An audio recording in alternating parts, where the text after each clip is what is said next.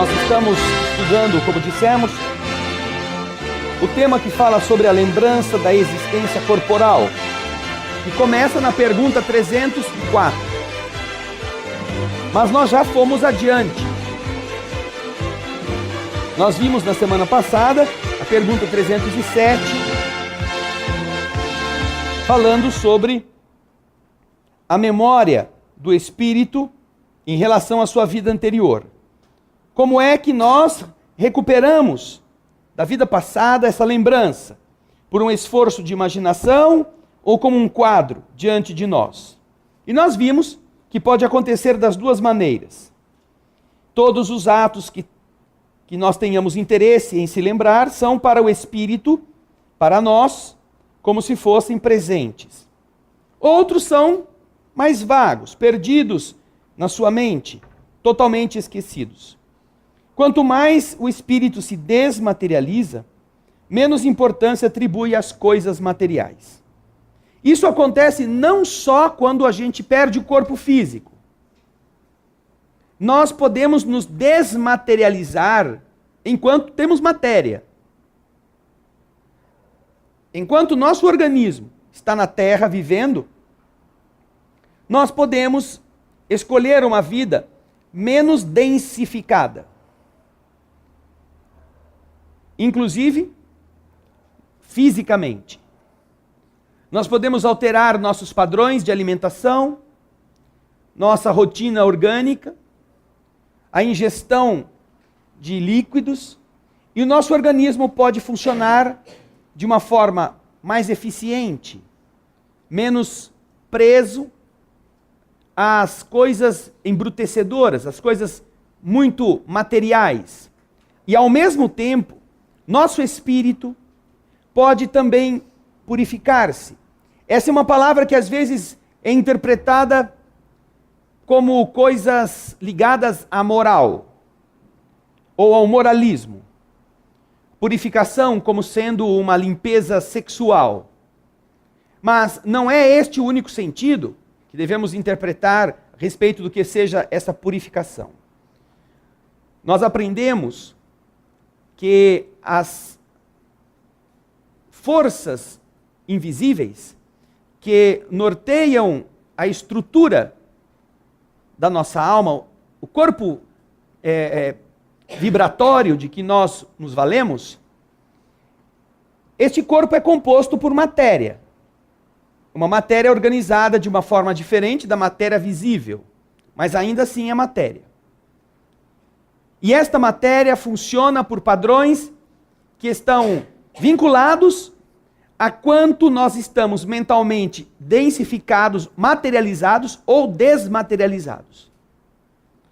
Quanto mais nosso espírito esteja afastado desses processos densos, de emoções inferiores, de apegos, mais essa vibração desta matéria invisível se torna rápida, fazendo-a mais leve, mais sutil. Enquanto que o contrário vai tornando esta estrutura, esta tessitura de matéria invisível, cada vez mais lenta, cada vez mais próxima da matéria física que nós vestimos. Este é um dos motivos, que confunde a mente do espírito que acabou de desencarnar.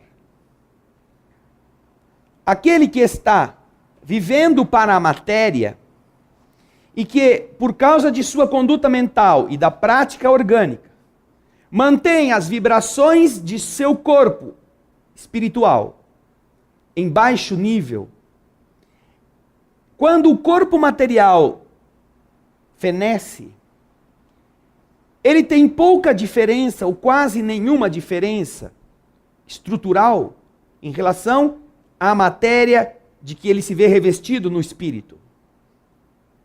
De tal forma que para ele está com o mesmo corpo. A impressão que ele tem é que ele está vestindo um corpo de carne. Porque a sua vibração no plano espiritual está muito próxima das células físicas. Daí ele se sentir ainda vivo, daí mentalmente ele reproduzir as doenças que ele tinha e que levaram à morte. Ele sentir as mesmas necessidades que sentia quando estava encarnado. Ele observar o seu corpo funcionando do mesmo jeito, porque a sua mente exige que o corpo vibratório, que ele não sabe que é vibratório, tenha as mesmas rotinas do corpo de carne que ele estava acostumado. Mas quando o ser encarnado modifica o padrão de suas preocupações, vai tornando-se desapegado de todos esses processos que nos animalizam, tanto na questão do alimento, na questão do pensamento, na questão da afetividade. Ele começa a sublimação dessas energias. E ao sublimar essas energias, este corpo vibratório, ele está em um padrão muito além, muito superior ao padrão da matéria. Como se fosse um balão retido à terra por uma corda, que quando tem a sua tessitura rompida, não fica mais preso ao solo, pode subir rapidamente. Então nós observamos, inclusive, reações físicas diferentes em pessoas que têm hábitos orgânicos diferentes. Contava-nos uma irmã que era trabalhadora da doutrina espírita, e isso para ilustrar essa questão de que o nosso perispírito também evolui, nosso perispírito também melhora, na medida em que nossa mente vai fazendo isto, que ela, quando começou na doutrina espírita, tinha certos hábitos, de resto muito normais, nada pecaminosos. Quando ia à praia, enquanto estava lá se queimando como camarão, no pouco período de férias que ela tinha, ela passava o dia todo entre a água, a areia, o guarda-sol, e durante o período que ela estava lá, ela costumava tomar sem problema 4 a 5 caipirinhas. Caipirinha, para quem não sabe, aí fora do Brasil, é uma bebida que é feita geralmente de limão, suco de limão, açúcar e aguardente, bastante gelo. E então a intensidade da aguardente vai sendo atenuada pelo gelo que vai derretendo, mas a aguardente tem um teor alcoólico bastante alto. Ela, nesta época, passava o dia na praia, tomava 4 a 5 caipirinhas daquelas, de praia, e não sentia nada. Não sentia nenhuma alteração. O seu metabolismo aceitava sem problema. Aí, como ela passou a trabalhar mais intensamente na doutrina, começou a fazer palestra, começou a trabalhar no passe, começou a ser uma pessoa devotada, aprendeu a melhorar-se, a transformar-se. Uma vez ela foi, de novo, alguns anos depois, foi à praia, e ela só tomava caipirinha na praia. Aí então, ela não estava com vontade de tomar caipirinha, mas queria tomar uma cerveja. Pediu uma cerveja, trouxeram. A cerveja tem um teor alcoólico muito menor do que a aguardente, bem mais baixo. Ela então encheu o copo e tomou alguns goles. Não demorou 10 minutos, ela começou a se sentir tonta. Tinha bebido meio copo de cerveja, mas estava sentindo pela primeira vez aquele clima. Sabe aquele clima? as pessoas que já passaram por isso sabem. Eu nunca tive esse problema, então eu não sei direito, mas elas dizem que a pessoa vai ficando assim, meio... Ai, eu nem vou levantar para não dar escândalo. Ela ficou assustada, porque ela se lembrou que ela tomava 4 a 5 copos de caipirinha 3 anos antes, 2 anos antes, e não sentia nada. Resultado, não terminou de tomar cerveja. E também não levantou da cadeira até que tivesse razoável domínio das próprias pernas. Aí ela voltou para cá, para Campinas, foi lá no centro espírita, conversou com o orientador que lhe dava aula, era um médico, e ele disse a ela: ora, você não sabia que o perispírito também evolui? Quando você estava naquele tempo sem qualquer preocupação com as coisas da elevação da alma, você tinha uma resistência a esses processos químicos. Seu perispírito era meio grosseirão, seu corpo físico também. E então você assimilava com facilidade e não se deixava levar, a mente não estava resistente a esse mecanismo. Mas depois que você passou a dedicar-se a uma elevação espiritual, os terminais mentais, as conexões do espírito com a matéria começaram a ficar mais ativadas.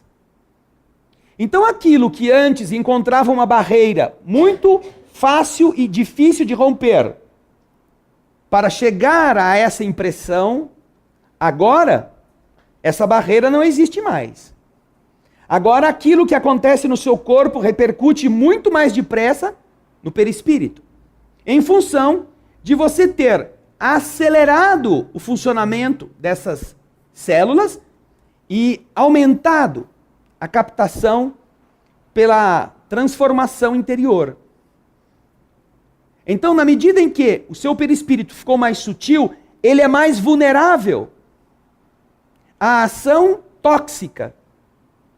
E com muito menor dose de qualquer tipo de medicamento ou bebida, você vai sentir esses efeitos.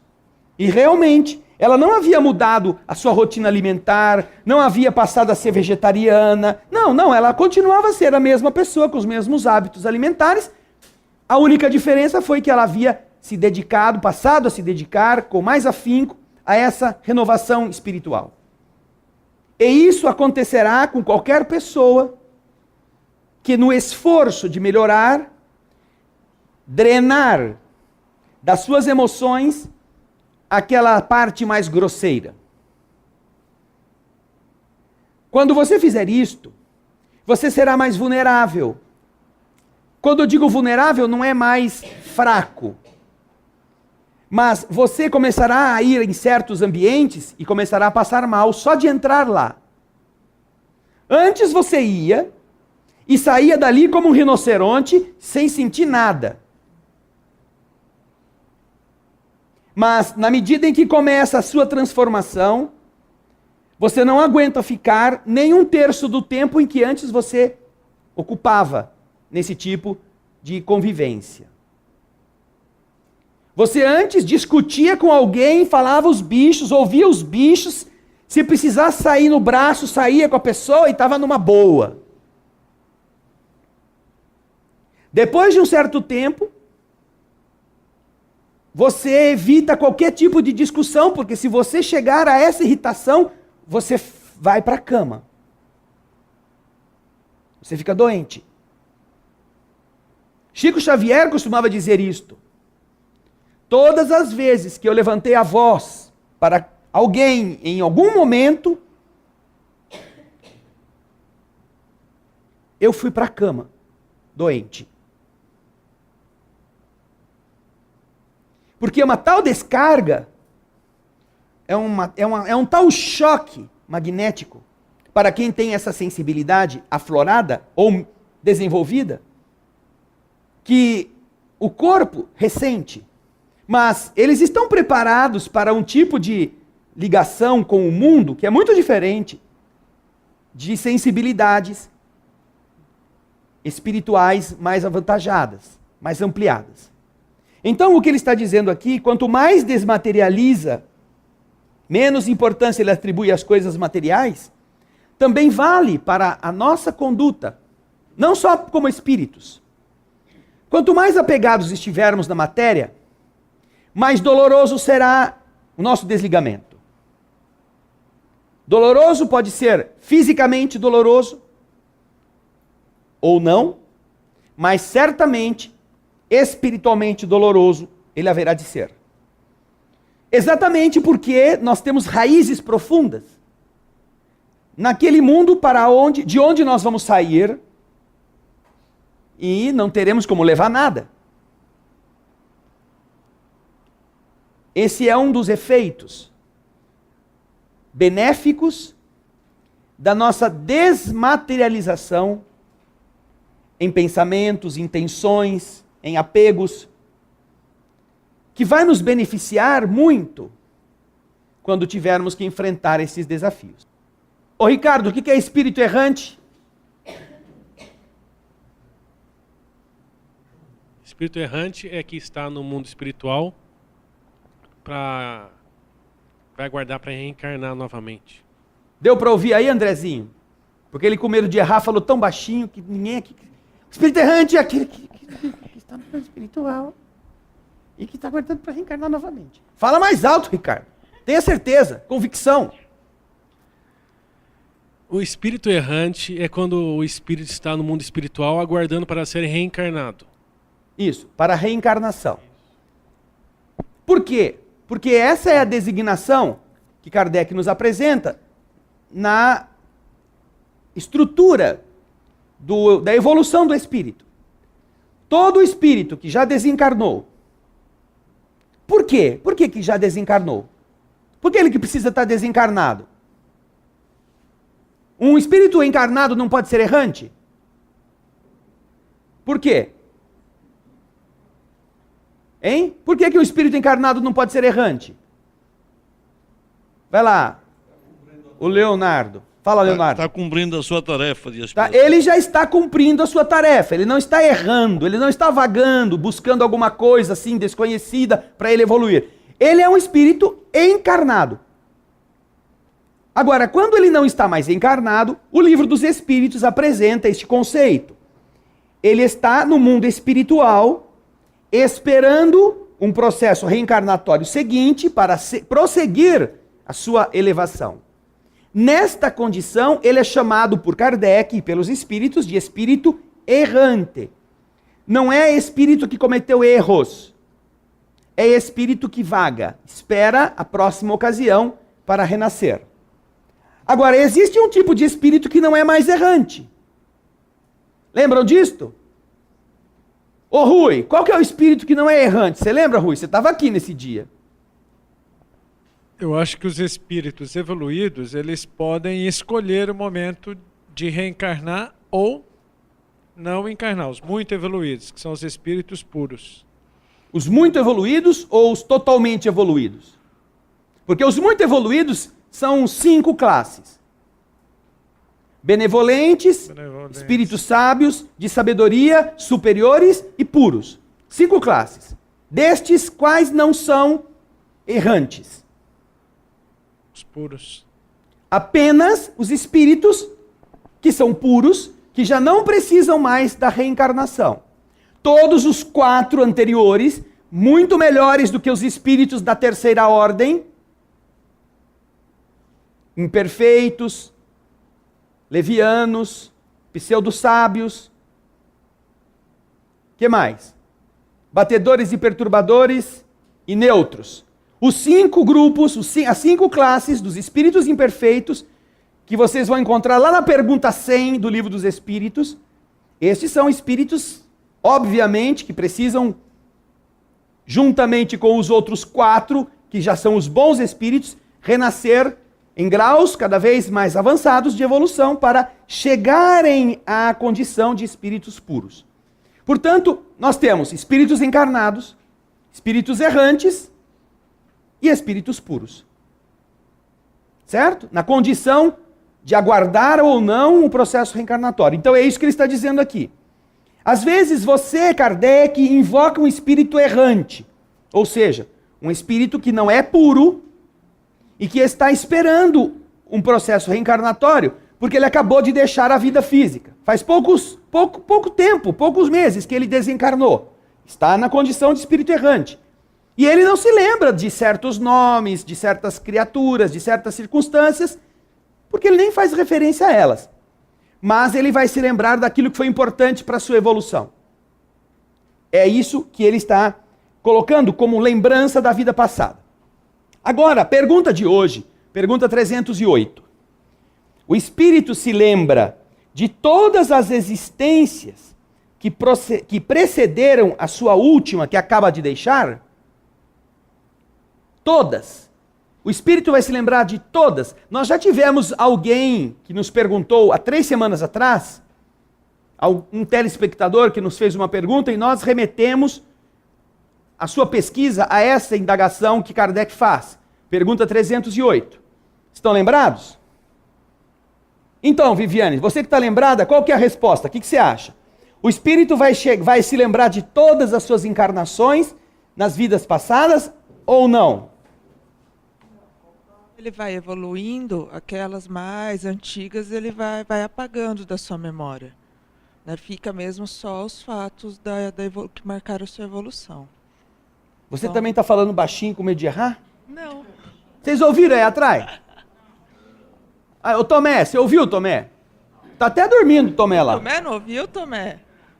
Vai lá. Não, ele não se lembra de tudo que aconteceu lá no passado, de todas as suas encarnações pré-existentes. Ele vai se lembrar dos fatos que o fizeram evoluir.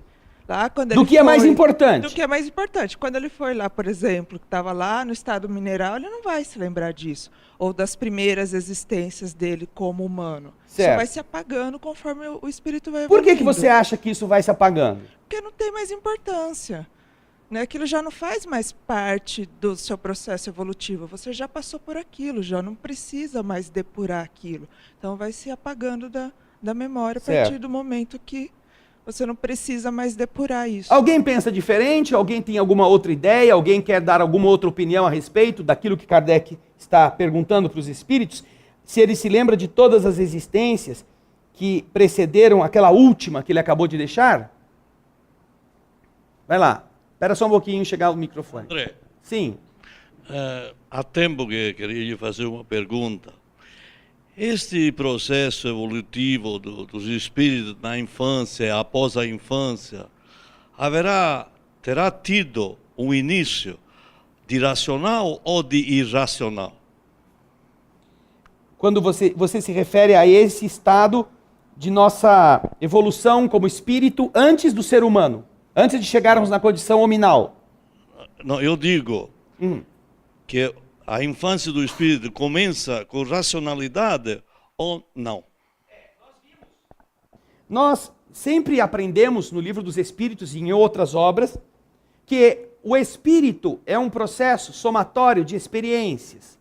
Nós vamos ver que a fase irracional, tocada pela ação instintiva, nós vamos ver aqui, aliás, eu acho que até nós já vimos isto.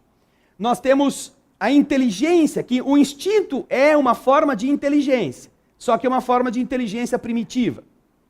E que os espíritos explicam que a realidade da alma, ela vai sendo modelada gradualmente dos padrões mais inferiores aos padrões mais complexos. Quando nós encontramos nas escrituras a referência de que nós fomos criados simples e ignorantes, esta referência à simplicidade e à ignorância, ela quer dizer o quê? Não que a gente era simples porque a gente vivia na roça, ficava mascando um pedaço de fumo com um capinzinho no canto da boca. Ignorante não quer dizer que nós éramos pessoas sem cultura, sem ter ido à escola, analfabetos. Segundo a orientação dos espíritos, a criação do ser na condição de simplicidade e ignorância quer dizer simplicidade, a ausência de complexidade.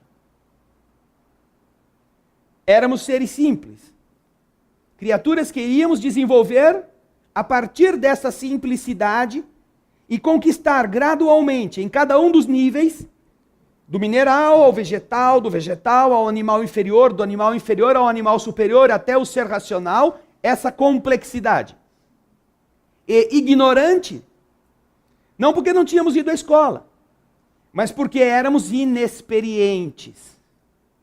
Não tínhamos tido experiências fora para aprender com elas. Simples e ignorantes, na condição originária, pressupõem que a partir daí nós comecemos a conquistar o conhecimento pela experiência e a complexidade pelos processos evolutivos que vão nos levando das condições mais simples até atingirmos a condição atual, que não é a mais complexa ainda. Não é. Inclusive, no livro Evolução em Dois Mundos, André Luiz explica, se não me engano é no capítulo 18 da segunda parte, que, perguntado quais seriam os animais da zona irracional que mais próximo estariam de serem guindados à condição hominal, André Luiz responde, com determinadas ressalvas, que 6 grupos de animais, ou 6 tipos de animais, estariam às portas de serem transformados em seres com raciocínio completo, podendo já estagiarem na condição humana, com um raciocínio pleno. Nós já comentamos aqui, há algum tempo atrás, certamente a Cícera, no seu super caderno, ela já escreveu quais eram. Você tem aí, Cícera? Você lembra? Isso. Ela já está no caderno 3 de anotações. Vai lá. É o gato, né? O boi, o cavalo, o cachorro, o gato. Falta um. Ah, o elefante. O elefante, o muar, o cavalo, o gato, o cão. E acho que o macaco, né? E o macaco. Segundo esta lei do universo, que vai fazendo com que nós saiamos do menos complexo para o mais complexo, também o espírito vai passando por essas evoluções variadas e vai conquistando essa complexidade. E isto aconteceu conosco. E vai continuar a acontecer no nosso processo de depuração na direção angelical. Ainda nós somos animais. Se alguém chamar você de, seu animal, sai da minha frente, você fala, pô, meu parente, onde é que você me conhece? Se a gente é da mesma família.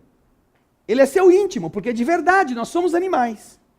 Mas não quer dizer que essa é a parte final dessa escala. Nós estamos nesse processo de transformação para deixarmos a condição hominal de animal racional e evoluirmos a uma condição mais elevada. Então não é vergonha para ninguém passar por essas fases evolutivas, como ser que vai conquistando essa experiência e vai ganhando complexidade, não apenas biológica, mas complexidade também emocional. Complexidade que vai envolver a emoção, o sentimento, a administração do psiquismo. Tudo isso vai se somando nesse grande caleidoscópio que forma o espírito. Nós estamos desenvolvendo, na medida em que tenhamos estas leis espirituais falando ao nosso raciocínio, o lado espiritual da nossa realidade. Para que, com esta melhora, nós ingressemos em um outro estágio de transformação do ambiente em que estamos. Até tempos atrás, nós vivíamos somente para o lado material da vida. Precisávamos abastecer-nos, proteger-nos, criar os filhos, e eventualmente algum resquício de moralidade ia sendo inserido nisto. Mas, vencida a etapa básica da modelagem da estrutura física adequada, nós temos o quê? O esforço dessas inteligências que nos governam em desenvolver-nos também agora na área do psique, do espírito. Por isso é que é interessante esta lembrança. Nós não estamos parados no processo evolutivo no topo da linha. Nós não somos o último modelo. Estamos ainda longe, estamos precisando.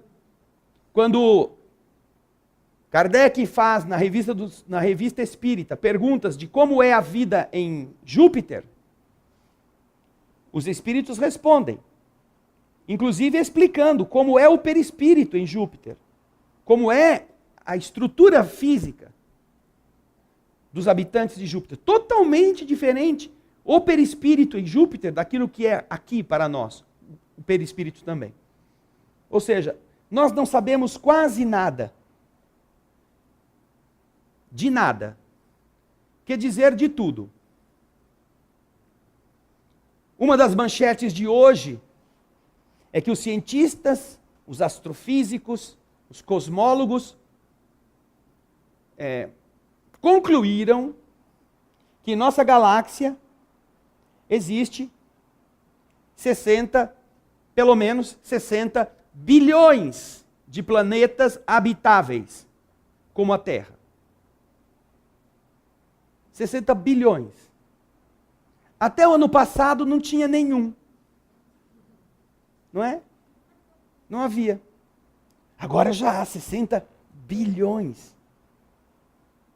Nós nos surpreendemos de descobrir que na ponta do nosso dedão, aqui ó, olha para o seu dedão, onde tem a unha, a cutícula, o osso, quase não tem carne, não é? Porque o dedão é uma estrutura bastante rígida, a pele quase não tem gordura. Por isso que naquela lenda lá do João e da Maria, a bruxa queria saber se ele estava magrinho ou não. Pegava e ele mostrava o rabinho do rato. Lembram dessa história? Isso. O dia que ela conseguiu pegar o dedinho dele e viu que estava gordo, ele já está bom, está no ponto. Vamos cozinhar o bicho. Nesse dedinho aqui, na ponta do dedinho, nessa falange, existem 10 quilômetros de artérias, de veias, arteríolas, vênulas, capilares. Só aqui. Imagina, se você emendar um no outro, a quantidade de veias que existe só na ponta do dedo corresponde a 10 quilômetros. Nós nem fazemos ideia dessas coisas. Ou seja, há tanta ignorância em relação a tanta coisa que é desproporcional ainda o que nos falta aprender. E é por isso que não podemos imaginar que a evolução como nós a temos hoje, na condição intelectual, seja o máximo que Deus é capaz de fazer. Né? Se nós formos o máximo que Deus é capaz de produzir, Ele está muito mal. Né? Muito, muito mal. Ok, Leonardo? Então, vamos ler a resposta da pergunta 308. O Espírito se lembra de todas as existências que precederam a última que ele acaba de deixar? Resposta. Todo o seu passado se desenrola diante dele como as etapas do caminho que o viajante percorreu. Mas, dissemos, que ele não se lembra de maneira absoluta de todos os atos, recordando-os em razão da influência que estes atos têm sobre seu estado presente. Quanto às primeiras experiências, aquelas que podemos considerar a infância do espírito, perdem-se no vago e desaparecem na noite do esquecimento. Essa chamada infância do espírito é quando você, por exemplo, foi pepino do mar, lá no fundo do oceano. Você era literalmente a Bob Esponja. Estava lá, não tinha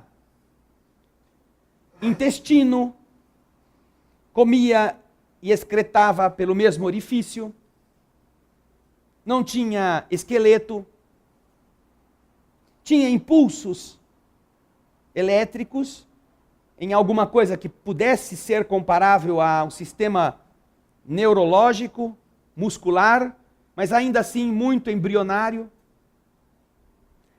Eu estou me lembrando que eu era estrela do mar no oceano da Lemúria.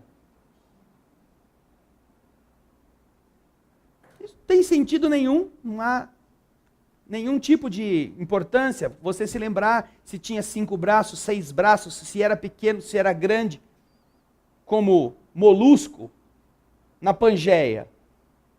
Ou em algum outro orbe que não a Terra. Isso não é algo que fique registrado como um processo que vai fazer diferença nessa etapa da evolução, ok? A pergunta seguinte, a pergunta 309. De que maneira o espírito considera aquele corpo que ele acaba de deixar? É uma pergunta muito importante porque todos nós vamos enfrentar isto. Nós vamos perder esse corpo. E vamos ter que nos deparar com uma realidade para a qual a maioria das pessoas não se prepara. Aliás, bate na madeira. Esse assunto atrai.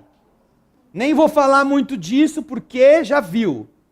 Quanto mais a gente fala, mais a gente se compromete com a hora de ir para o outro lado. Deixa o vizinho, deixa o parente, eu não. A gente costuma inclusive dizer, não é? Se eu morrer um dia, né? Se. Como a maior parte das pessoas tem um apego até instintivo, isso faz parte do instinto de conservação, inclusive. Não é que você seja obrigado a ter esse apego, mas é natural que, enquanto o corpo esteja vivendo, nós sejamos dotados de um impulso a preservá-lo, no sentido de preservá-lo. Só aqueles que começam a usar o raciocínio em um nível superior conseguem superar o instinto e, por alguma motivação nobre, entregar o corpo para dar continuidade às suas lutas.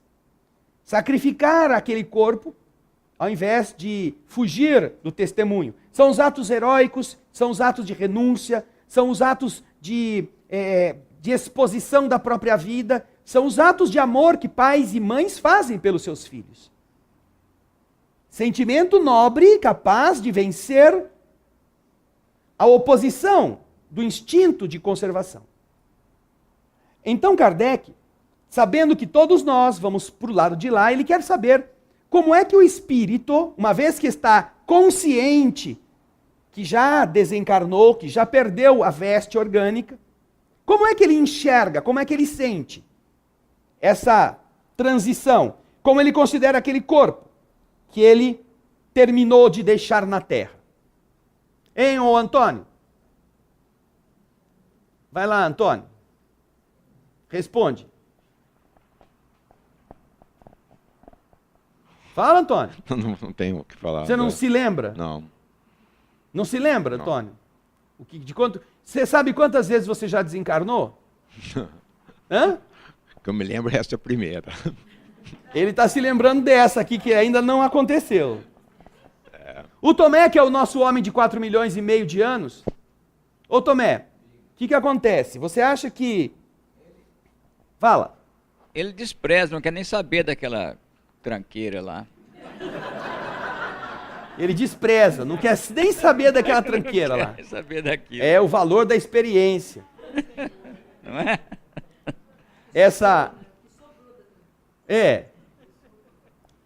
Naturalmente, nós temos aquela ideia, não é, de que a gente vai ficar, não vou morrer, esse é o meu corpinho, né, vai ficar ali atuando sobre, vai ver se vão passar maquiagem, se vão passar batom, se vão enterrar você com a roupa bonita que você quis.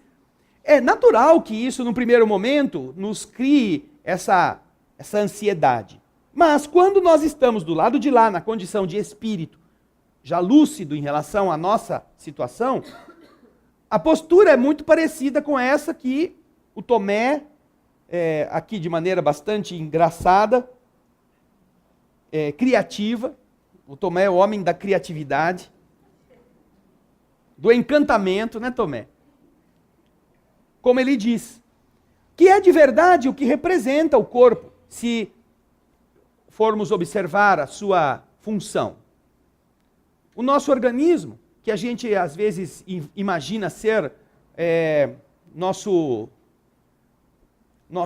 manequim, nosso cartão de visita, o abre portas, o conquista pessoas, o que gera interesse ou atração, na verdade, para a alma, para o espírito, ele é apenas algo que o prende, algo que o aprisiona, algo que significa peso, enquanto ele está aqui na Terra, na condição de encarnado. E quando você chega em casa, você trabalhou o dia todo, você tem que usar aquele terno, aquela roupona quente. Você chega em casa no fim do serviço, primeira coisa que você quer fazer é o quê? Afrouxar aquela gravata, arrancar aquele negócio, botar o paletó do cabide. Ai, meu Deus do céu, vou tirar essa calça apertada, essa calça jeans, essa bota, esse sapato pesado. Ai, não vejo a hora de botar o meu chinelão.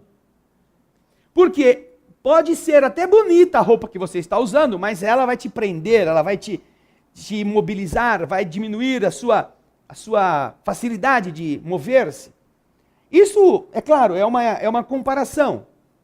Mas para o espírito, o corpo, ele é ainda mais pesado do que essa roupa.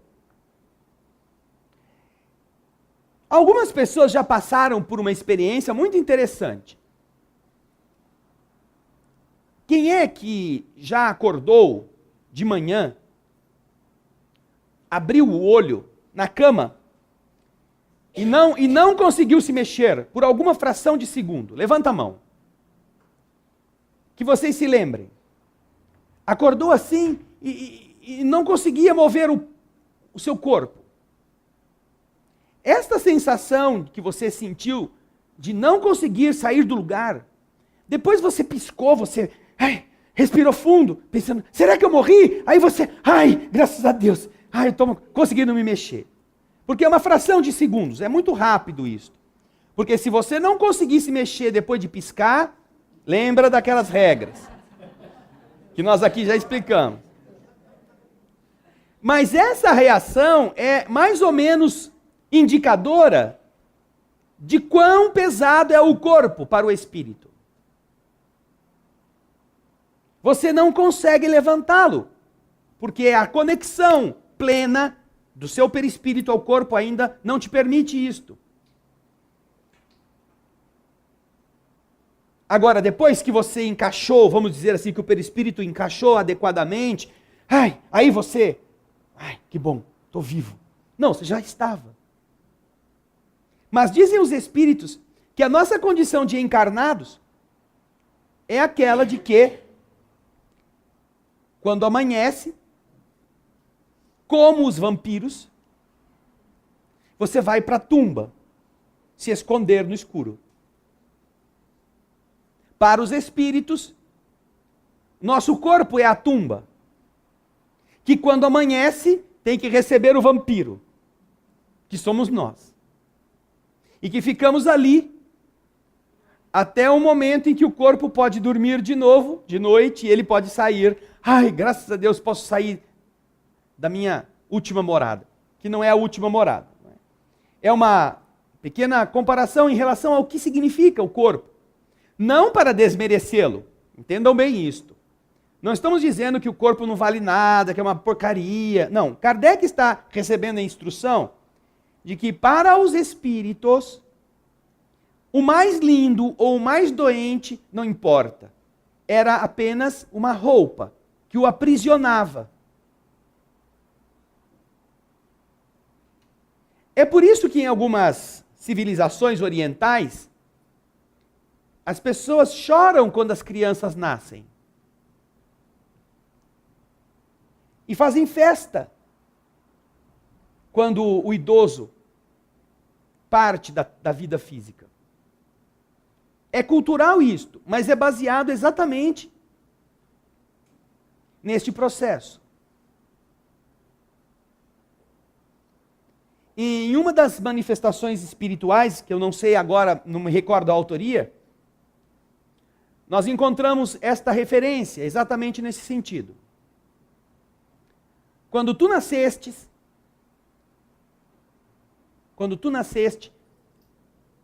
todos sorriam e só você chorava. Vivei de tal modo que quando tu morreres, todos chorem e você sorria. Porque esse sorrir significa exatamente ter vencido, de acordo com os padrões verdadeiros, as dificuldades de uma vida que são testemunho, que são sofrimento, que são desafios emocionais, materiais, e que libertarão o espírito de certos defeitos, ajudarão a fazê-lo mais rígido, mais forte. E então, quando ele abdica daquela veste, ele está rutilante, ele está muito mais feliz do que aqueles que agora estão chorando. Ai, o fulano morreu, por que ele fez isso? Ai, que saudade que ele vai deixar. Por isso é que a resposta da pergunta 309 é curta, mas é bastante interessante. De que maneira o espírito considera aquele corpo que ele acaba de deixar? Considera como uma veste incômoda que o molestava e da qual se sente feliz por estar livre.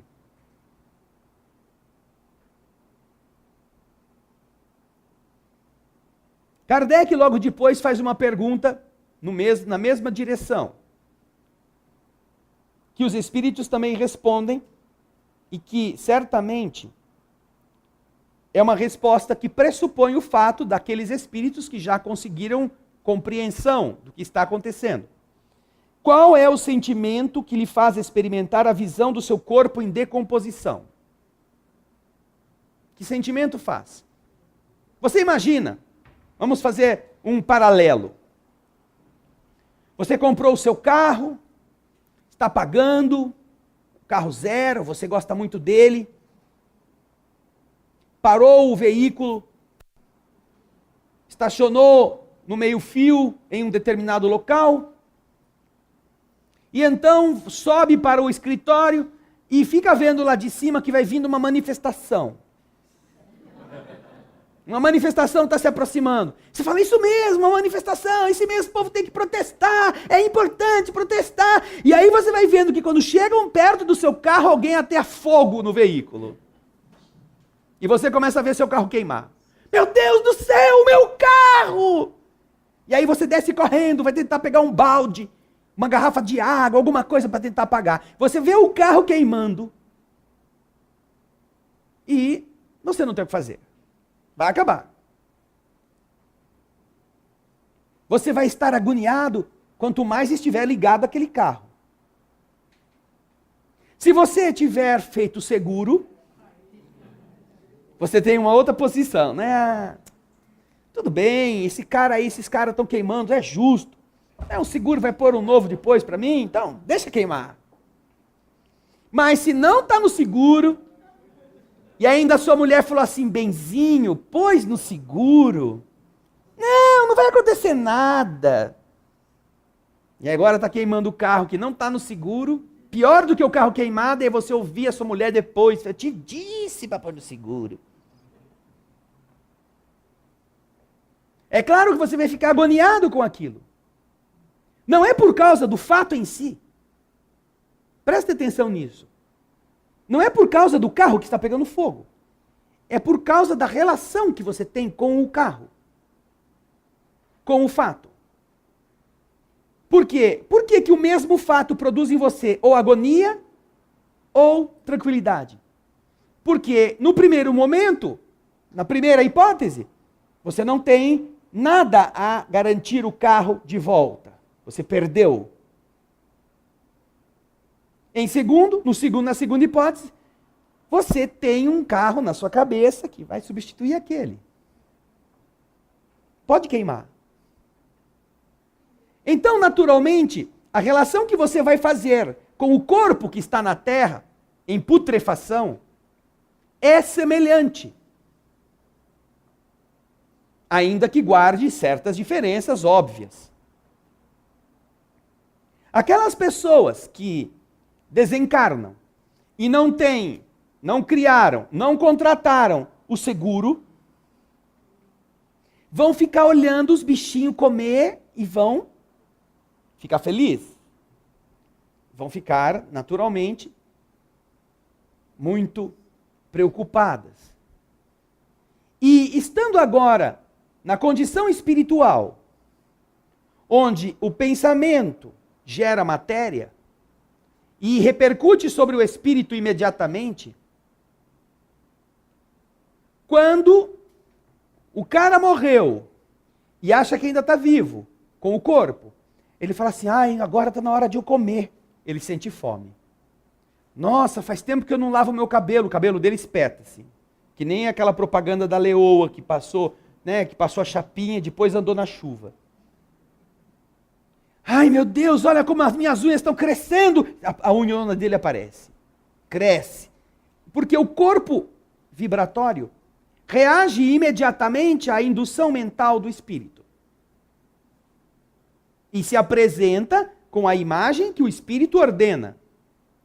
Agora imagina ele vendo o corpo dele, que ele acha que é ele. E o corpo está em processo de decomposição. O que você acha que ele vai sentir?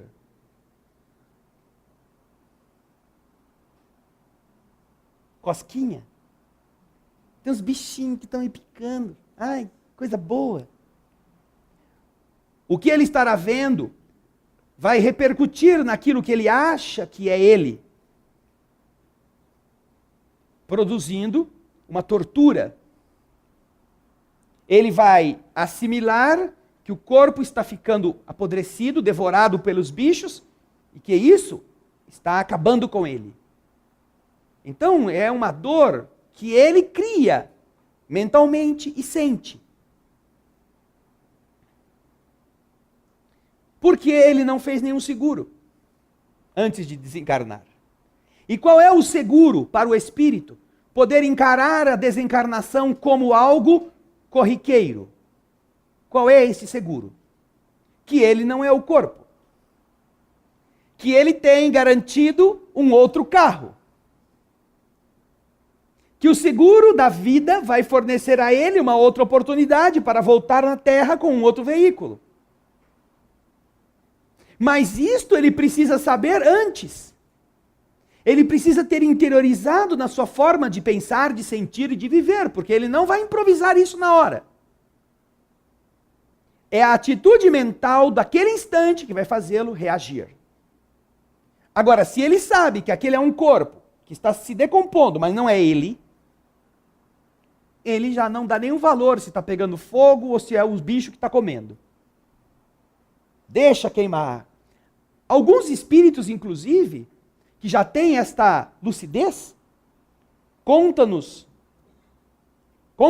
estes escritores invisíveis, que no momento do desenlace, no momento da desencarnação, eles pedem para fazer uma oração junto ao corpo, de gratidão àquelas células, àquela estrutura orgânica, que são o repositório de bilhões de vidas, em forma minúscula, em forma celular.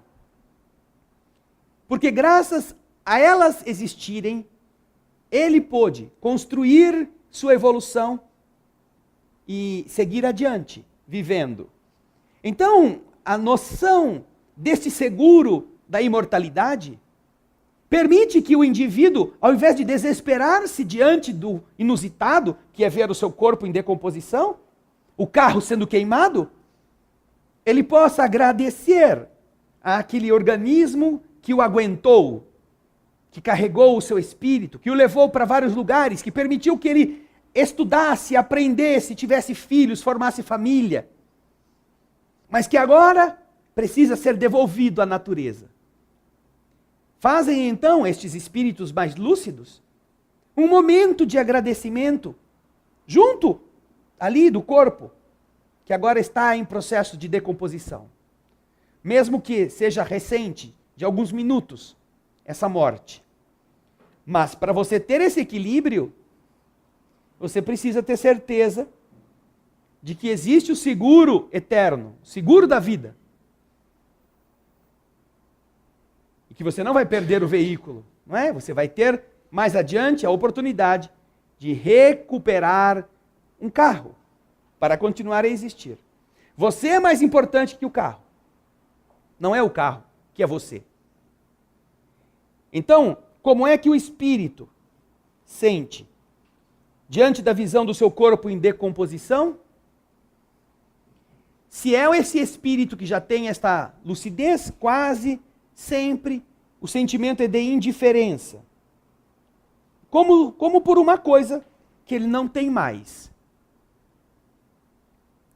Esta deverá ser, naturalmente, a atitude mental daqueles que já atingiram esta compreensão. Porque, obviamente, não restam relatos dos próprios espíritos que ainda se acham apegados da angústia que sentem nos processos da decomposição orgânica.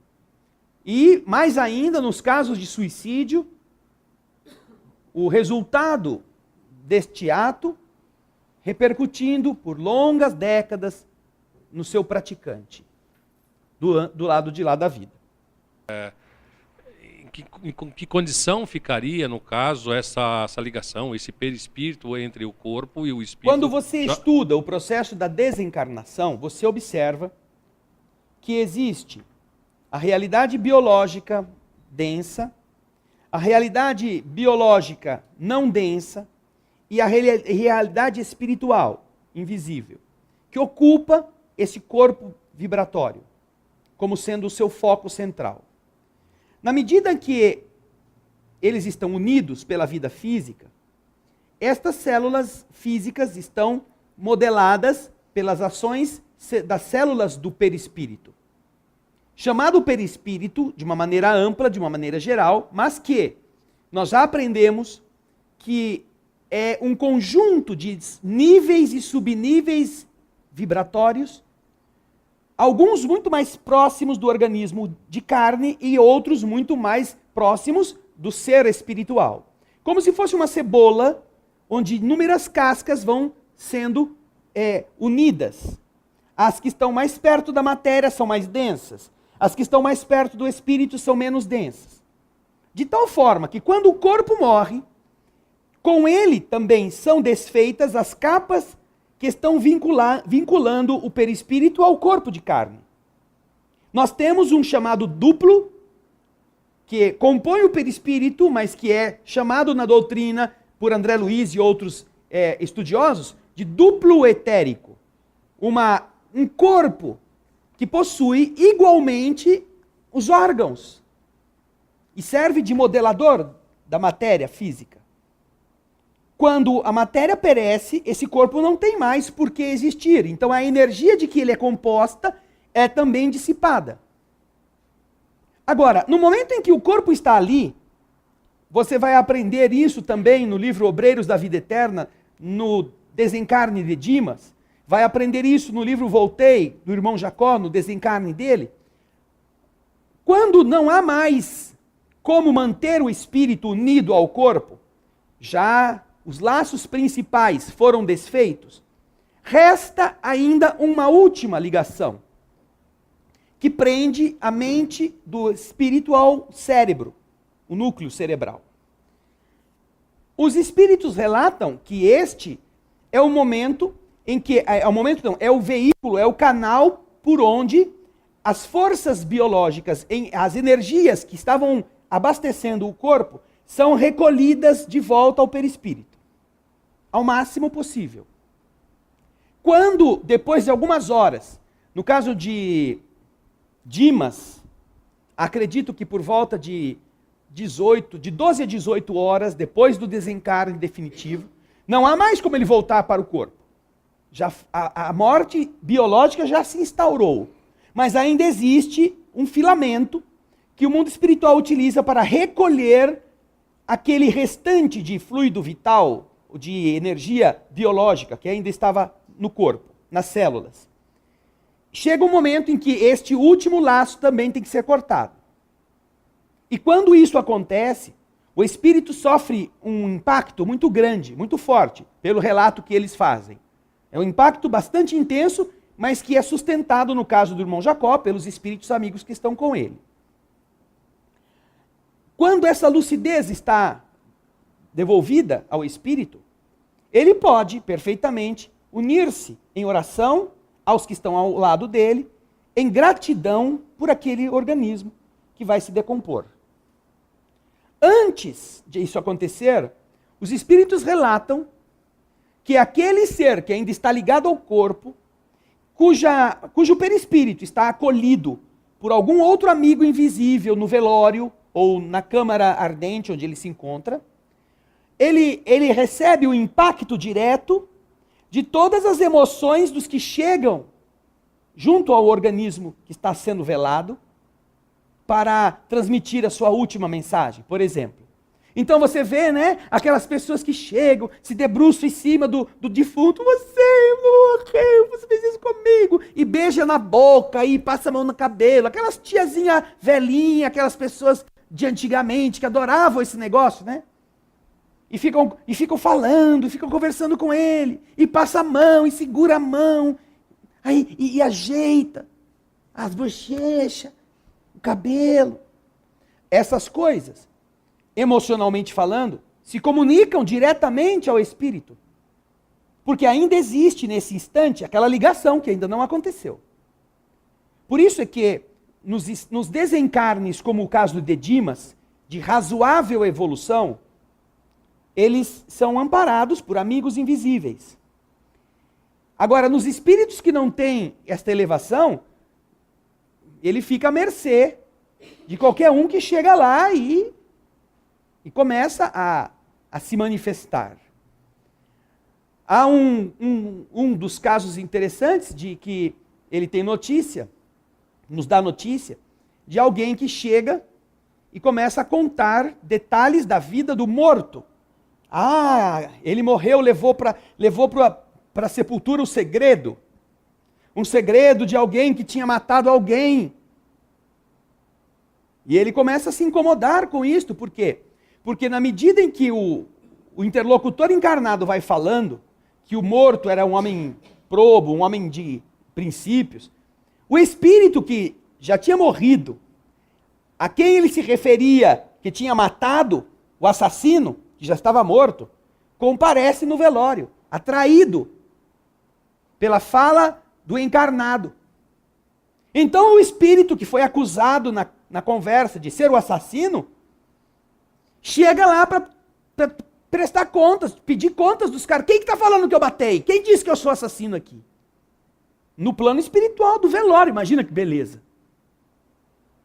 Então, nessas horas, você vê como o ambiente de uma última homenagem, que nós costumamos ter na Terra como algo assim meio social, deveria ser totalmente diferente daquilo que estamos acostumados, porque o que vai ser falado, o que vai ser sentido, vai repercutir em relação àquele que desencarnou. Agora, quando, por fim, os espíritos rompem este último laço, o espírito já está mais liberto daquela matéria. E então, no caso do irmão Jacó, Dr. Bezerra, o irmão Andrade, podem levá-lo a passear até chegar à praia, onde ele vai se refazer. Enquanto isso, eles não fazem isso, porque ele ainda está preso à matéria. Agora, na hora da oração, ele não vai voltar a se ligar à matéria. Ele apenas vai fazer uma elevação de gratidão, como os espíritos explicam, por ter vestido aquela roupa, por aquela roupa ter sido útil para ele.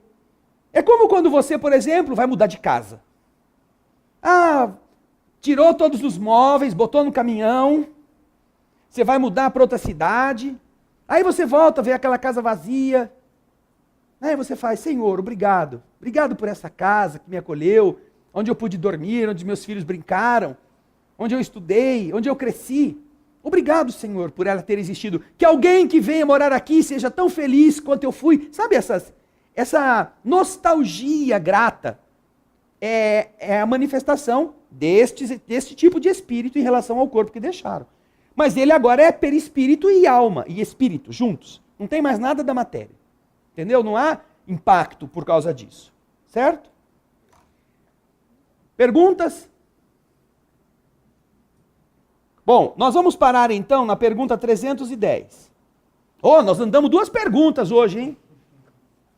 Nós estamos parecendo o Felipe Massa. E agora temos as perguntas que deixaram para que possamos aqui dar a participação também dos nossos telespectadores. O Adailton de Santos, ele pergunta: nos últimos dias tivemos essas manifestações de vários grupos de jovens pelo Brasil afora, chamando por um Brasil melhor, com mais saúde, mais educação, melhores condições de vida. Podemos dizer que estes jovens podem fazer parte da reencarnação de espíritos mais elevados, que já estão demonstrando que vieram para mudar nosso país para melhor? Bem, Adailton, sua pergunta não tem nada a ver com o que nós estamos estudando hoje.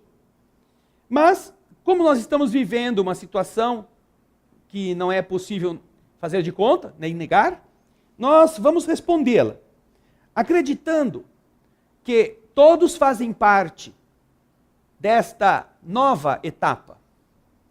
Todos os que se ocupam do bem, todas as pessoas que vivem os valores nobres do espírito. Veja só, em uma das palestras que fizemos aqui, nós nos referimos a isso e dissemos, como repetimos, que faz 50 anos que a nossa instituição está se movimentando para diminuir a miséria, para repartir recursos, para dar esperança aos famintos. Faz 50 anos que nossa instituição constrói casas para pessoas que moram em buracos como bichos, que faz da sua tarefa benemerente, como centenas ou milhares de outras instituições têm feito no Brasil, espíritas e não espíritas, este papel de tentar despertar nas pessoas algo que seja mais idealista. Eu não saí em nenhuma passeata carregando nenhum cartaz, mas não considero que quem fez isso hoje seja mais idealista do que eu, ou do que qualquer trabalhador desta casa, ou do que qualquer frequentador que aqui há décadas pega pizzas para vender, para ajudar a dar comida àqueles que são os miseráveis de todos os governos, ao longo de todas estas décadas.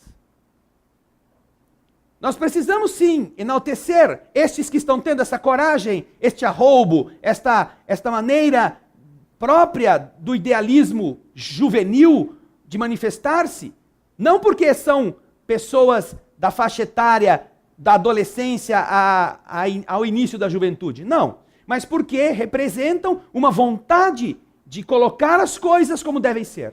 E isso é muito nobre, isso é muito importante, isso é muito verdadeiro.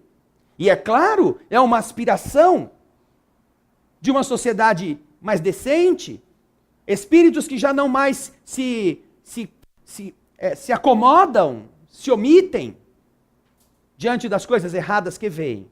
E aqui me refiro às manifestações ordeiras, às manifestações decentes. Agora, eu acho que você, Adailton, tanto quanto eu, tanto quanto qualquer pessoa, tanto quanto os que nos assistem de outros lugares, que estão gastando seu tempo estudando uma doutrina que fala do progresso, também se encontram nesta condição. Não é porque saímos à rua. Não, não é porque. Nós, aqui pessoalmente, nós gastamos, ou melhor, utilizamos do tempo da semana e por ano realizamos em média, num ano de 365 dias, nós realizamos aproximadamente por semana, nós temos 10 horas de palestras de 1 hora feitas. Nós temos mais de uma palestra por dia disponibilizadas na internet, em programas de rádio, programas de televisão, estudo do Livro dos Espíritos, estudo do Nosso Lar, estudo do Livro dos Mensageiros, estudo pelo Skype com irmãs e irmãos de outros países. Só falando daquilo que temos tentado já há anos semear. São mais de 500 horas num ano de 365 dias.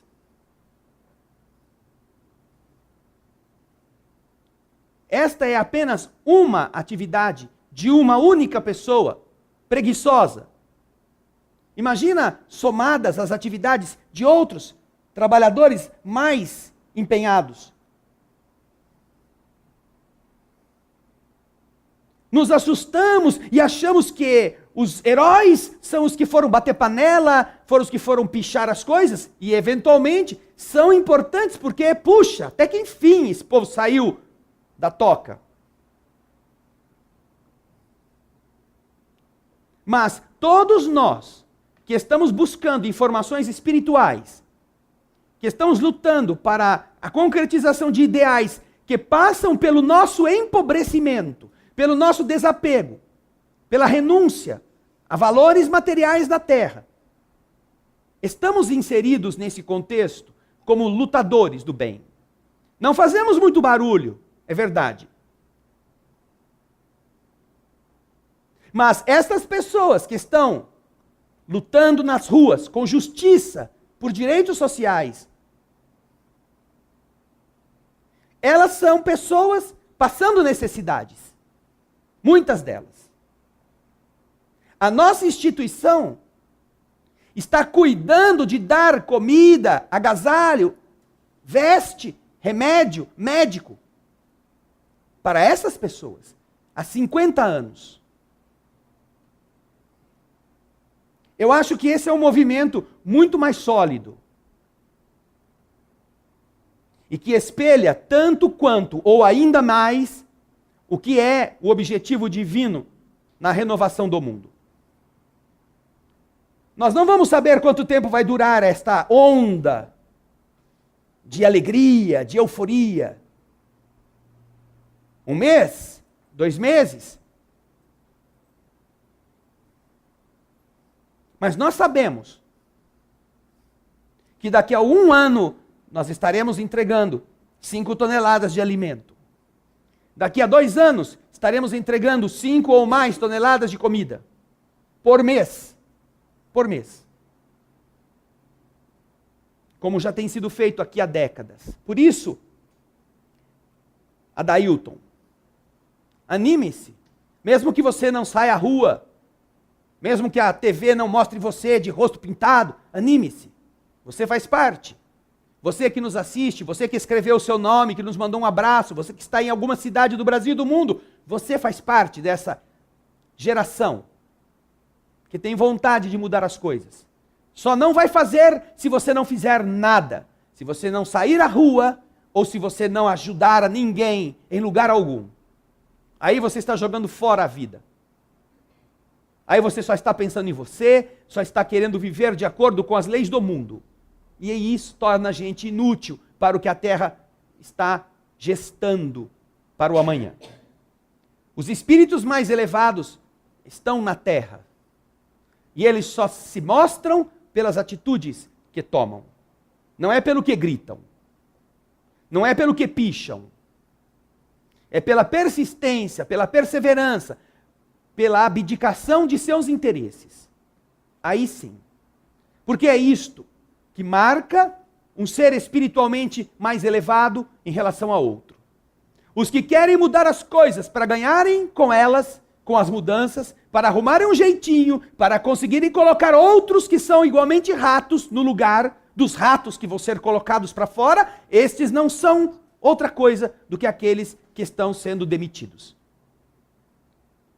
Mas para você fazer parte deste grupo, não é fazer parte só da manifestação.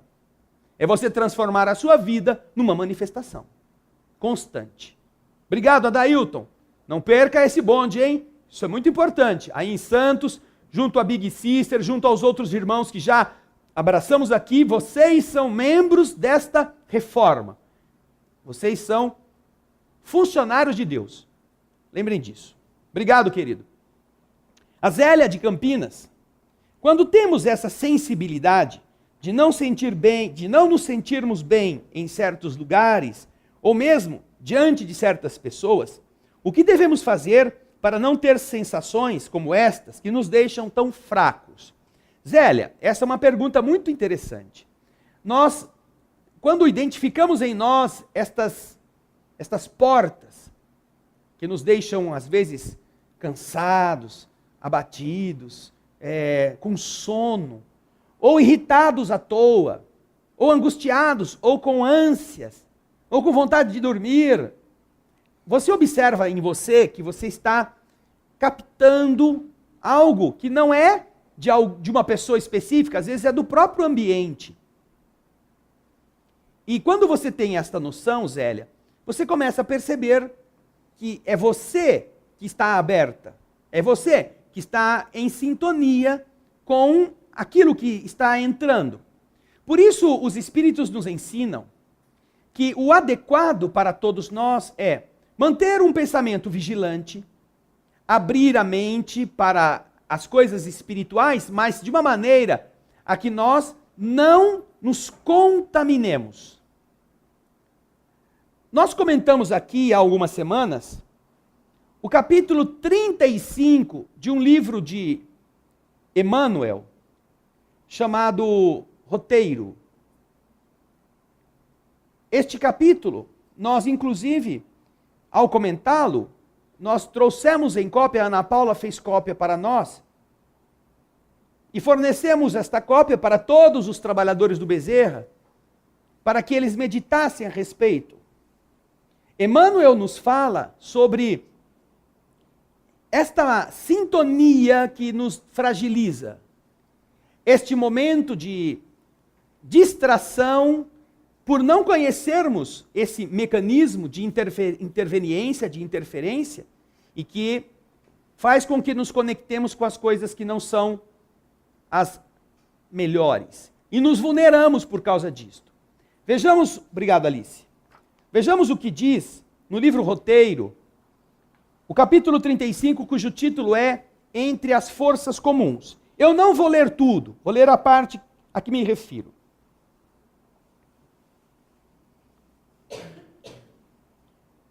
Na extensa comunidade das almas da Terra, avultam em maioria as consciências enfermiças, por estarem moralmente endividadas com a lei divina.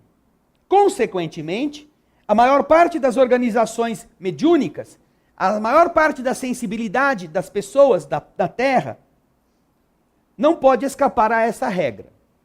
Os médiuns e não médiuns pertencemos a um grupo de seres que têm a consciência doente, por termos nos comprometido moralmente nas experiências anteriores.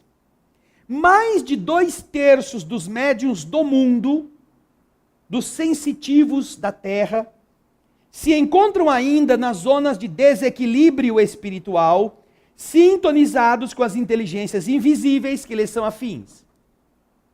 Reclamam, por isso, estudo e boa vontade no serviço do bem, a fim de voltarem, retomando a subida harmônica aos cumes luminosos.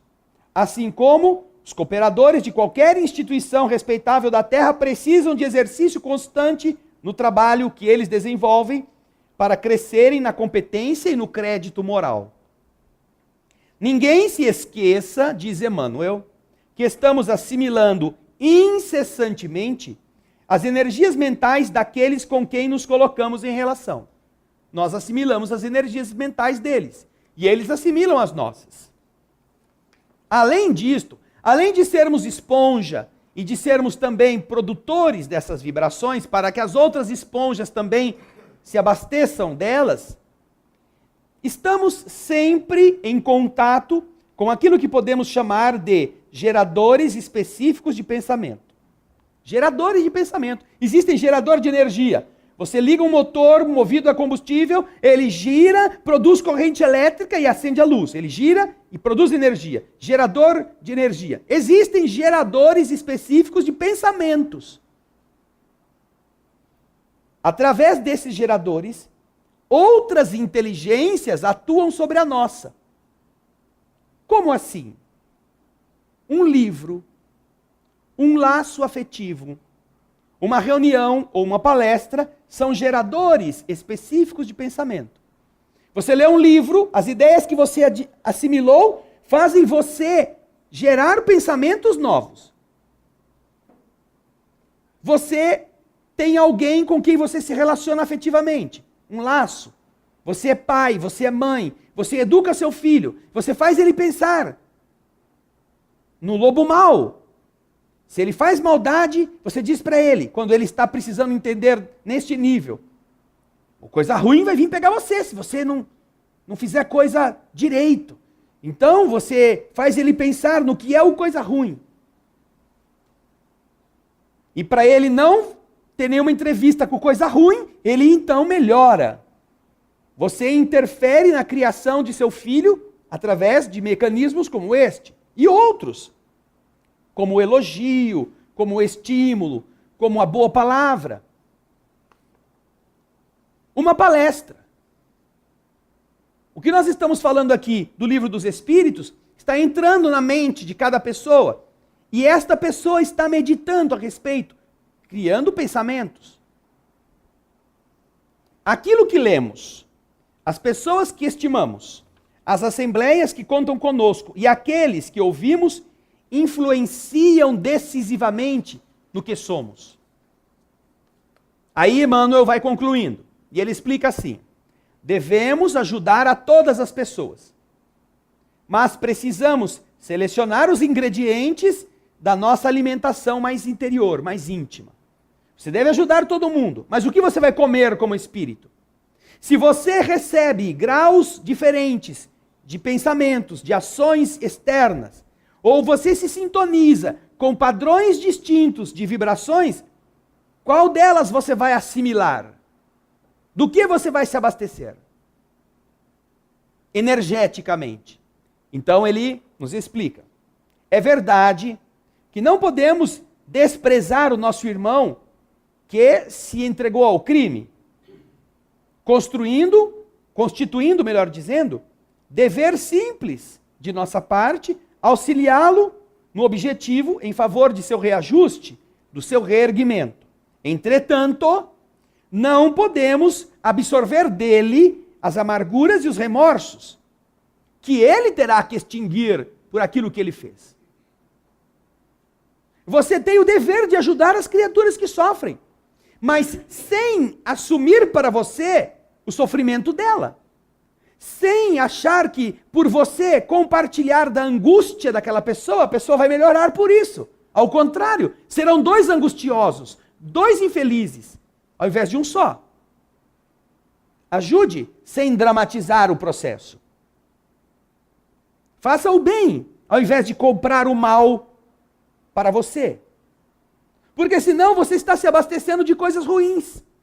E você, ao abastecer-se disso, vai estar em companhia de perturbações. Continua Emmanuel. visitaremos o doente, encorajando-o, levantando-lhe o bom ânimo. Contudo, não será aconselhável adquirir-lhe as sensações desequilibrantes que ele precisa vencer e que precisam desaparecer nele, da mesma maneira que cada pessoa tem que jogar fora a sujeira que ela mesma produziu. A obra da caridade tudo transforma em favor do bem. A atitude é a oração, e pela atitude mostramos a qualidade de nossos desejos. Os pensamentos honestos e nobres, sadios e generosos, belos e úteis, fraternos e amigos, são garantia do auxílio positivo aos outros e a nós mesmos. Bom pensamento, boa palavra, boa ideia, ação no bem. Isso é garantia para ajudarmos os outros sem que nós nos envenenemos com a dor deles. Quanto mais nos adiantamos na ciência do espírito, mais entendemos que a vida nos responde igualmente às nossas indagações.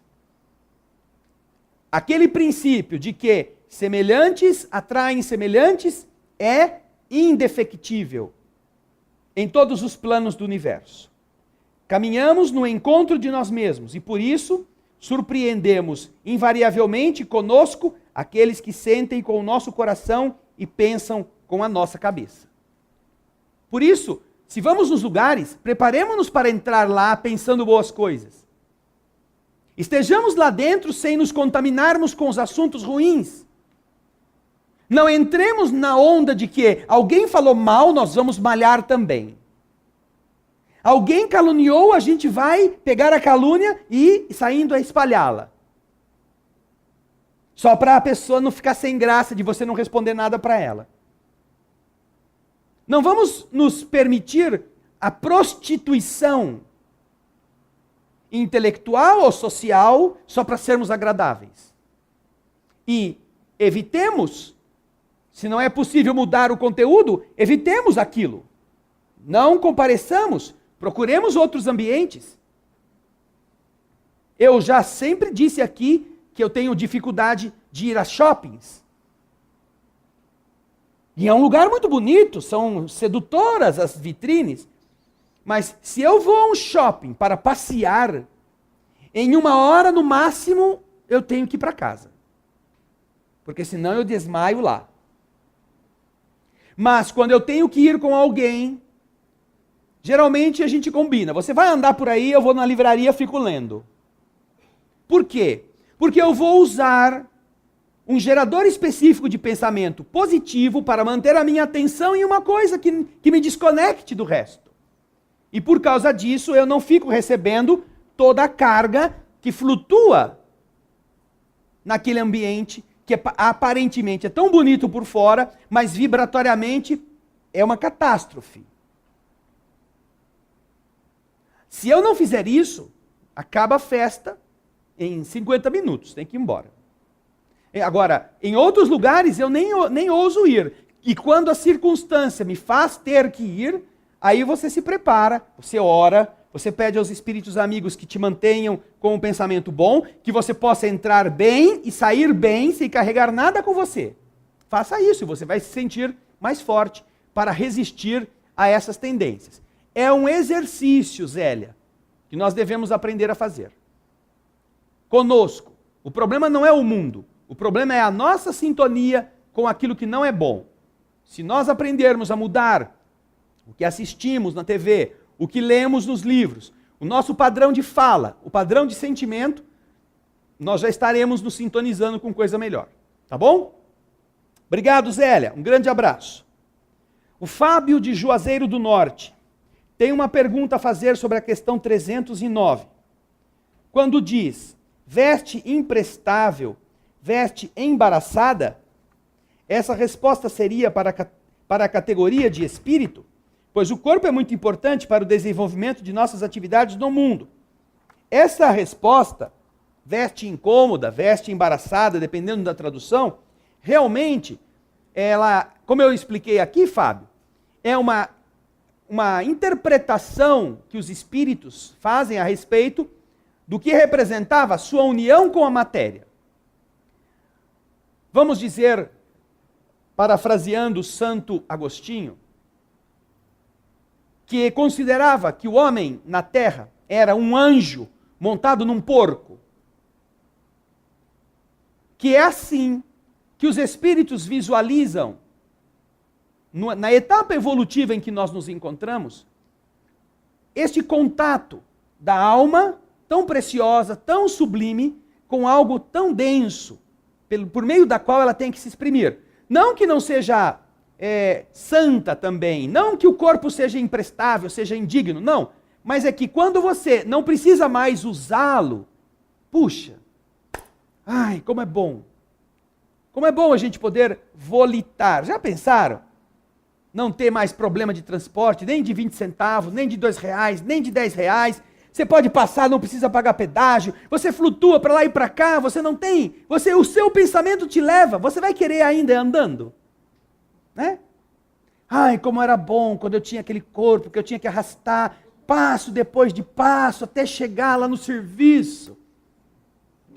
Ruim agora que eu penso, eu já estou lá. No mesmo dia eu visito o Nepal e a Austrália. Aí quando eu me canso dos bumerangues, eu vou para o Louvre.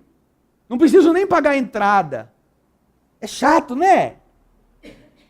Então, quando o espírito passa a ter essa experiência, ele observa que o corpo era muito denso e, portanto, era uma prisão, era alguma coisa que realmente, na fase evolutiva, era mais primitiva do que aquela que ele agora está vivenciando. É nesse sentido que os espíritos estão dando essa resposta, certo?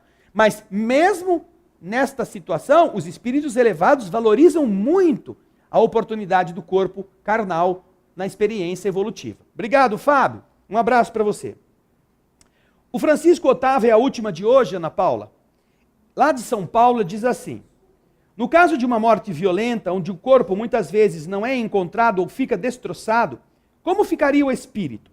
Sabemos que as pessoas têm essa preocupação e certamente a diferença entre morrer dormindo e morrer desta forma, por mais preparado que esteja o espírito. Bem, o estágio mental da entidade vai definir como ela vai estar. Essa ligação com a matéria pode não ser traumática ou pode ser traumática. Nós temos notícias, por exemplo, Francisco, de reuniões no plano espiritual em ambientes adequados, nas quais os espíritos médicos carregam em macas o perispírito daquele ser que desencarnou e que está aos pedaços. Ele mentalmente se retalhou. Por quê? Porque a morte foi, vamos supor, passou o trem em cima do seu corpo. E ele, acreditando que ele é aquele pedaço, aquele conjunto de destroços, se mantém assim. Então fazem o que os espíritos amigos? Conduzem-no a ambientes cirúrgicos do plano espiritual e reconstroem, usando as técnicas energéticas, como se costurassem os membros para formar de novo a estrutura física do perispírito. O que vai ajudar a mente do espírito a se ver de novo íntegro. Não, você não está mais aos pedaços, você já foi tratado, você já foi costurado. Agora você pode pensar como um ser integral. Então, estas são consequências da mente em relação à postura que ele está. Agora, existem espíritos que têm essa mente em equilíbrio, e mesmo quando o corpo está destroçado, eles saem dali íntegros. É, portanto, a evolução verdadeira de cada um de nós que vai nos dotar do status, equilibrado ou não, do lado de lá.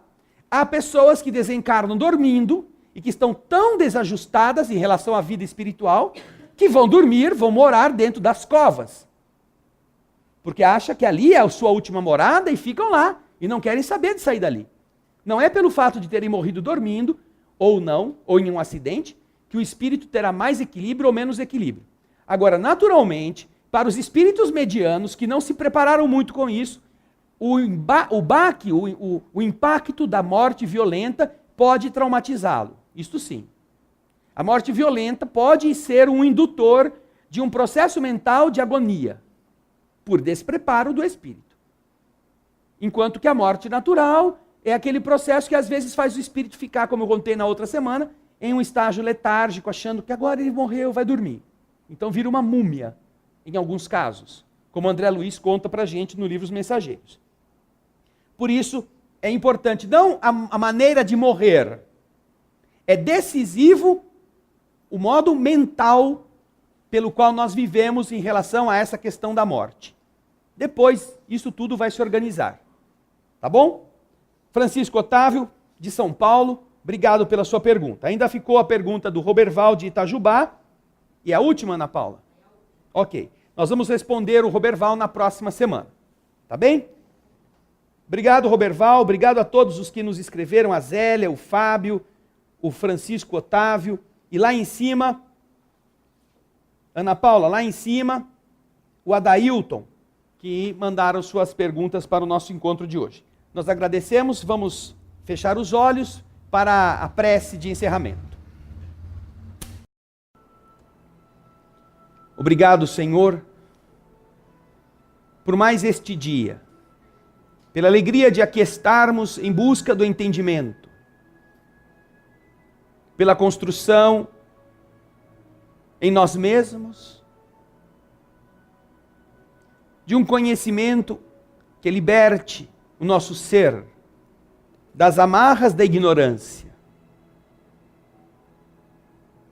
que atenue os tropeços, que a ingenuidade, a malícia ou as coisas do mundo fizeram com que nós desenvolvêssemos em nossas condutas, em nossos comportamentos. Porque somente quando colocamos em nosso ser algo novo e diferente, por entender esse mecanismo que trabalha a benefício da evolução de cada um, é que nós poderemos visualizar a renovação dos horizontes, que saberemos construir caminhos consentâneos com nossos novos objetivos. Aprenderemos a renunciar, saberemos ter paciência e compreensão, perdoaremos, ao entendermos o efeito do perdão naquele que perdoa. Não porque, como outrora, desejávamos apenas cegamente fazer o que nos mandavam, mas diferentemente, entendendo esta estrutura racional, lógica, fazer agora o que é adequado para nós mesmos. Obrigado, Jesus, por termos a nos envolver a arte em forma de cor e forma para que nós nos inspiremos. Aquilo que é apenas um pedaço de pano coberto de tinta,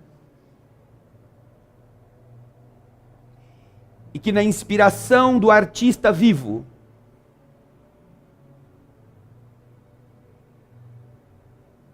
através de mãos que não lhe pertencem mais ao corpo, traduzem em poesia, em mensagem, em diálogo, em conselho, em alegria, pedindo-nos que façamos a mesma coisa, que a nossa vida seja o esforço de pintar o mundo à nossa volta com cores e formas que inspirem, que reergam, que iluminem. Que nós possamos sentir estas vibrações que neste ambiente vão sendo impregnadas pela ação de todas estas almas compromissadas com a melhoria da humanidade, pelas tintas da bondade, da compaixão, da paz, que nós possamos ajudá-los a pintar este novo mundo. É assim que deixamos em silêncio a oração. Pai nosso,